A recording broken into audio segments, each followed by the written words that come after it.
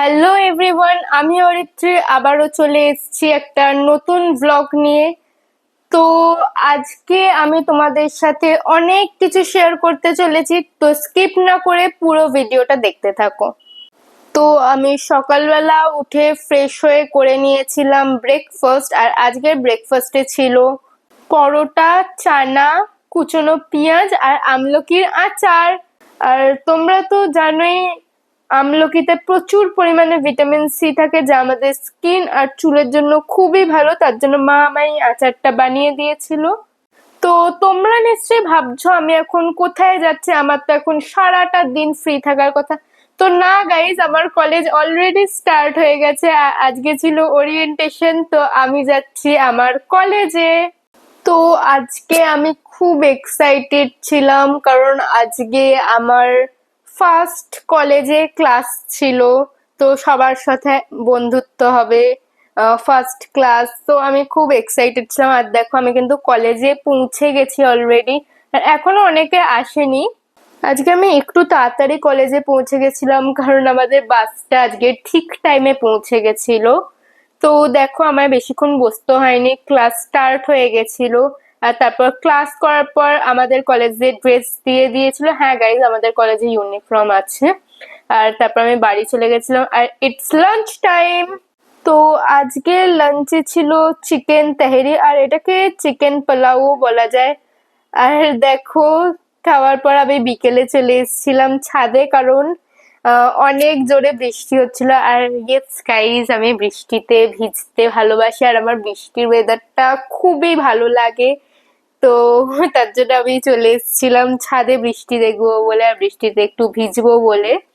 তো আমার ফোন দিয়ে বৃষ্টির ভিডিওটা অতটাও ভালো করে বোঝা যাচ্ছে না বৃষ্টিটা। তোমরা দেখো নারকেল গাছগুলো মানে কত দুলছিল, হাওয়াও দিচ্ছে, অনেক ঝোড়ো হাওয়া দিচ্ছিল, প্লাস বৃষ্টি হচ্ছিল, আর অনেক বিদ্যুৎও চমকাচ্ছিল। আর আমার মামা একদমই পারমিশন দিচ্ছিল না ছাদে যাওয়ার, যে এত বিদ্যুৎ চমকাচ্ছে, বাজ পড়ছে, তুই ছাদে যাবি। তো যাই হোক, আমি খুব কষ্ট করে পারমিশন নিয়ে এসেছি। তো আমাদের ছাদে যেহেতু শেড দেওয়া, আমি অতটাও ভালোভাবে চান্স পাইনি ভেজার, কিন্তু তারপরেও যতটা সম্ভব আমি কোনার কাছে গিয়ে দাঁড়িয়েছিলাম, একদম কর্নার সাইডারে।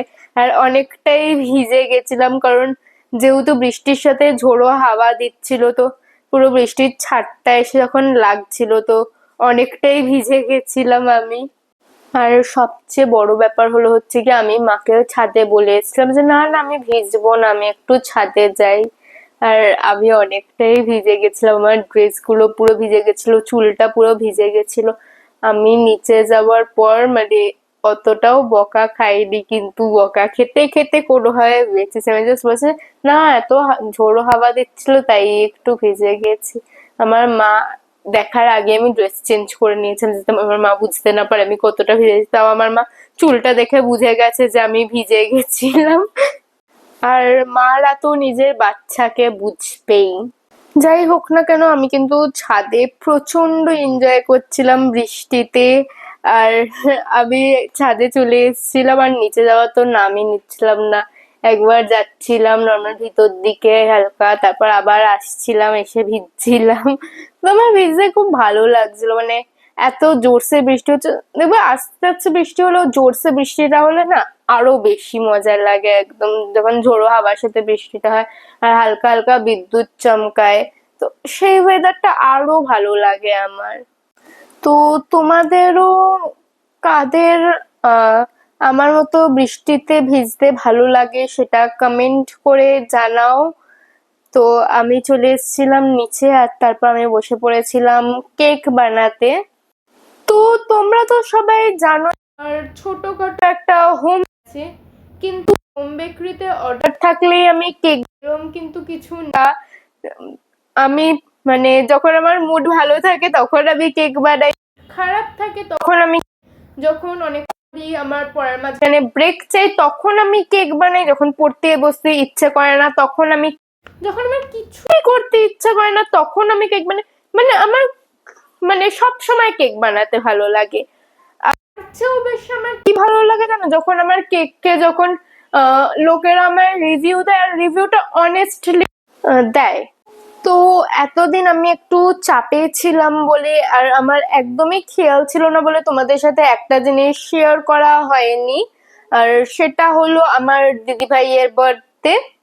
তো হ্যাঁ গাইজ, এই কিছুদিন আগে আমার দিদি ভাইয়ের বার্থডে ছিল, কিছুদিন না বেশ অনেকদিন আগে আমার দিদি ভাইয়ের বার্থডে ছিল, বাট তোমাদের সাথে শেয়ার করা হয়নি।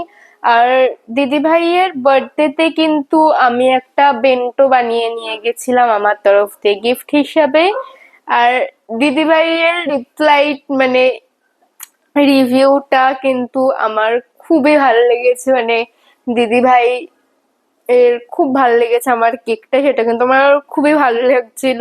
তো এমনিতেই আমার কেক বানাতে, লোকেদের কেক খাওয়াতে, শুধু কেক বানাতে না, রান্না করতেও, লোকেদের সেটা টেস্ট করাতে খুবই ভালো লাগে। কিন্তু সেটা যদি কারোর স্পেশাল ডে কে আরো স্পেশাল করতে পারে, সেটা কিন্তু আমার কাছে আরো ভালো লাগে।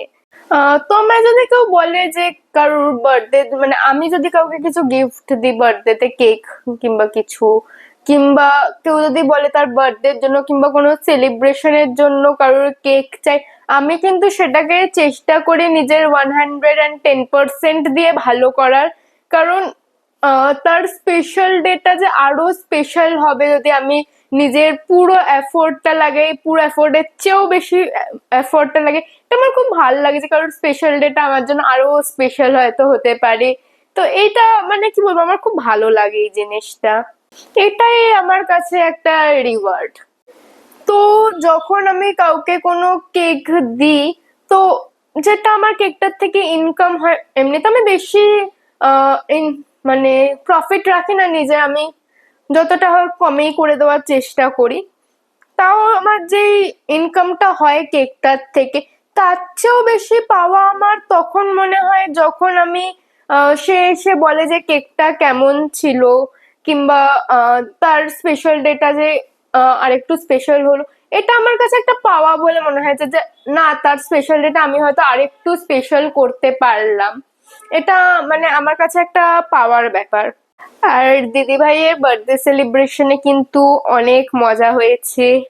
আর এটা আমি দিদি ভাইকে সারপ্রাইজ গিফট দিয়েছিলাম, তো দিদি ভাইয়ের যে রিয়াকশনটা ছিল যে আমি নিজের হাতে বানিয়ে এনেছি, এই রিয়াকশনটা কিন্তু মানে আমি কোনো দিন ভুলবো না।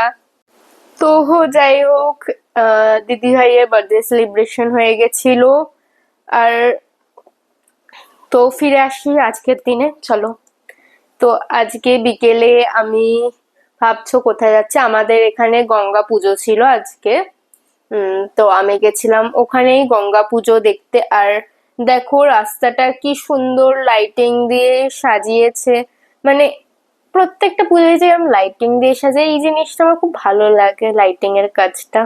তো দেখো খুব সুন্দর ভাবে কিন্তু লাইট দিয়ে পুরো জায়গাটাকে সাজিয়েছিল, একটা লাইটের গেট করেছিল আর লাইট দিয়ে পুরো জায়গাটাকে সাজিয়েছিল, খুব সুন্দর লাগছিল কিন্তু জায়গাটা। তো আজকের ওয়েদারটা কিন্তু খুবই ভালো ছিল, মানে যেহেতু বিকেলের দিকটাতে একটু বৃষ্টি হয়েছিল আর এটা গঙ্গার ধারের সাইড ছিল, খুব সুন্দর হাওয়া দিচ্ছিল। তো তোমরা তো অনেকেই গঙ্গা পুজো দেখো, কিংবা তোমাদের ওই সাইডেও গঙ্গা পুজো হয়, কিন্তু আজকে আমি গঙ্গা পুজোর নৈপথ্য, ইতিহাস এগুলোও তোমাদের সাথে শেয়ার করব। তো চলো।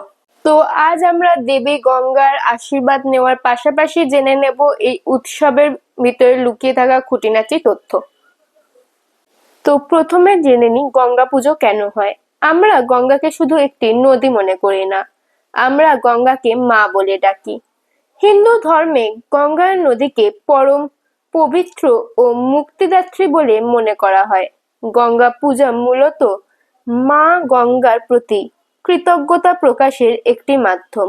মানুষের জীবনের পাপ মোচন, মনের শুদ্ধি এবং সংসারের মঙ্গলের জন্য মা গঙ্গার আশীর্বাদ কামনায় এই পুজো করা হয়। গঙ্গা কেবল আমাদের তৃষ্ণা মেটায় না, আমাদের সভ্যতা ও সংস্কৃতির ধারকও বটে। তো এতক্ষণ আমি তোমাদের বললাম আমরা গঙ্গা পুজো কেন করে থাকি, আর এবার আমি চলে এসেছিলাম বাড়িতে আর করে নিয়েছিলাম ডিনার। তো আজকের ডিনারে ছিল রুটি, চানা, পেঁয়াজ আর লেবু। আর ডিনার করে আমি চলে গেছিলাম ঘুমাতে। তো গুড নাইট। তো গুড মর্নিং এভরিওয়ান। তো আজকে আমি উঠে পড়েছিলাম সকাল সকাল, আর তারপরে আমি ফ্রেশ হয়ে ব্রেকফাস্ট করে নিয়েছিলাম। আর আজকের ব্রেকফাস্টে ছিল লুচি আর আলুর দম, যেটা আমার খুবই ফেভারিট। আর আজকে কিন্তু আমার ছিল কলেজের ওরিয়েন্টেশনের ডে 2, মানে আমাদের কিন্তু সপ্তাহে 2টো করে ওরিয়েন্টেশন থাকে। আর আজকে কিন্তু আমি একা কলেজে যাইনি, দিদিও গেছিল, কারণ দিদির এক্সাম স্টার্ট হয়ে গেছে। তো ও আর আমি যেহেতু সেম কলেজেই পড়ি, ও গেছিল আমার সাথে। আর আমার মাথায় যে ফুলটা দেখতে পাচ্ছ, ওটা ওই লাগিয়ে দিয়েছে। তো আমাদের দেখো ওরিয়েন্টেশনের ক্লাস কিন্তু অলরেডি স্টার্ট হয়ে গেছে। আর আমার কিন্তু ফার্স্ট ডেতে অনেক ফ্রেন্ডস হয়েছে। আর তারপর ওরিয়েন্টেশন ক্লাস শেষ হয়ে গেছিল আর আমরা বাড়ি ফিরছিলাম। তো আজকে আমরা খেয়েছিলাম বাড়ি ফেরার সময় স্যান্ডউইচ, কারণ আমাদের ফিরতে লেট হয়ে গেছিল আর খিদেও পাচ্ছিল একটু একটু। আর আজকে একটু দুপুরে বৃষ্টি হয়েছিল আমাদের ওরিয়েন্টেশন যখন ক্লাস চলছিল তখন। আর কালকেও যেহেতু বৃষ্টি হয়েছে, তো দেখো রাস্তার কিরম অবস্থা, পুরো রাস্তা কিন্তু জল জমে গেছে। মেনলি আমার কলেজটা শিয়ালদায়, তো আমাকে পুরো কলেজ স্ট্রিট এই সাইডটা ধরে আসতে হয়। আর দেখো এখানকার রাস্তার অবস্থা কিন্তু বৃষ্টি হলে খুব খারাপ হয়ে যায়। তোমরা যারা ওই দিক দিয়ে যাতায়াত করো, কিংবা অনেকেই জানো যে ওই দিকের অবস্থা কিন্তু জল জমলে একদম মানে পুরো নদীর মতো হয়ে যায় জায়গাটা। তো তোমরা যারা একটু সমুদ্রে ভয় পাও, তাদের সমুদ্রে যাওয়ার কোনো দরকারই নেই। একটু বৃষ্টি হলে এখানে চলে এসো, পুরো দীঘা। তোমরা দেখো বাসটা যখন যাচ্ছে, বাসটা যে যাচ্ছে, তার যে জলটা যাচ্ছে, পুরো মনে হচ্ছে ওই লঞ্চ যখন চলে না নদীর উপর দিয়ে, কিংবা দীঘাতে যখন ছোট ছোট ঢেউগুলো দেয়, পুরো ওরকম ফিল হচ্ছে। তো আজকে তাও বলতে গেলে তুলনামূলক এইখানে যেমন জল জমে, তার চেয়ে কমই জল জমেছিল। আর দেখো আমি কিন্তু এই জল পেরিয়ে আমার বেকারির কয়েকটা জিনিস কিনতে এসেছিলাম দোকানে, কারণ আমার খুবই দরকার ছিল, অর্ডার ছিল কয়েকটা, তার জন্য। আর তারপর আমি বাড়িতে এসে করে নিয়েছিলাম লাঞ্চ। আর আজকের লাঞ্চে ছিল আর এঁচোড় চিংড়ি, যেগুলো খেতে খুবই টেস্টি হয়েছিল। আর তারপরে তো আমি তো তোমাদের বললামই যে আমি কয়েকটা কেকের জিনিস কিনতে গেছিলাম, আমার অর্ডারের কয়েকটা কেক ছিল আর একটা গিফটেরও কেক দেওয়ার ছিল। আর আমি যেহেতু এইচএস মানে ভালো নাম্বার পেয়ে মোটামুটি পাস করে গেছি, তো আমি এটা একটা স্যারের জন্য বানিয়েছিলাম বেন্টো কেক। আর এই দেখো এগুলো কিন্তু আমার অর্ডারের কেক ছিল, কয়েকটা কাপ কেক ছিল আর কয়েকটা গ্লাস কেক ছিল। মানে আমার একটা ফ্যামিলি ফ্রেন্ডই আমায় অর্ডার করেছিল এগুলো। অ্যাকচুয়ালি আমি বিকেলে স্টল বসিয়েছিলাম একটা, তো সেখান দিয়ে তার খুব ভালো লেগেছিল, তো সে বলেছিল আমার জন্য এতগুলো বানিয়ে দিস। তো দেখো আমার কিন্তু তোমাদের সাথে কথা বলতে বলতে অলরেডি বানানো হয়ে গেছে। আর তোমরা কিন্তু কমেন্ট করে জানিও যে এগুলো কেমন হয়েছে, মানে তোমাদের কেমন লাগছে সেটা কমেন্ট করে জানিও। আর মানে যাকে আমি দিয়েছিলাম এগুলো, তার কিন্তু এগুলো খুবই ভালো লেগেছে। আর এই দেখো এটা আমি একটা বার্থডে কেক বানিয়েছিলাম, এটাও আমার একটা অর্ডারের কেক ছিল। তো মানে কি বলবো, আমার কিন্তু খুব ভালো লেগেছে ওর রিভিউটা। আর এই যে এটা হলো আমার অলওয়েজ কাস্টমার, আমার বনু। আমি স্টল বসাই কি না বসাই, ও সবসময় আসে। আর আমার বাড়িটা অনেকটাই কাছে, তো একদম ও আমার বাড়িতেই চলে আসে যে কেক বানিয়েছিস, চকলেট বানিয়েছিস, খাওয়া আমাকে, অনেকদিন ধরে দোকান বসাচ্ছিস না, খাওয়া। তো যাই হোক, আমি তারপর চলে গেছিলাম ফুচকা খেতে, কারণ এই ওয়েদার একটু চটপটা আসা কিছু খেতে ইচ্ছে করছিল। আর আমি ফুচকা লাভার, তোমরা তো জানোই। তো আমি চলে গেছিলাম বিকেল বেলা ফুচকা খেতে। তো ফুচকাটা কিন্তু খুবই টেস্টি করেছিল, আর আমাদের বাড়ি এখানে কিন্তু এই ফুচকাটা খুবই টেস্টি করে। তো আমি বাড়ির থেকে একটু দূরে হলেও এখানে খেতে আসি। আর তারপর আমি বাড়িতে এসে করে নিয়েছিলাম ডিনার। আর আজকের ডিনারে ছিল লুচি আর তরকারি, যেটা আমার ফেভারিট। তো আমি আমার ব্লগ এখানেই শেষ করছি। আমার ব্লগটা যদি তোমাদের ভালো লেগে থাকে তাহলে লাইক করে, কমেন্ট করে, শেয়ার করে দাও তোমাদের ফ্রেন্ডদের সাথে এটা। আর আমার পাশে থাকার জন্য চ্যানেলটাকে সাবস্ক্রাইব করে পাশে থাকা বেল আইকনটা প্রেস করে দিও। টাটা।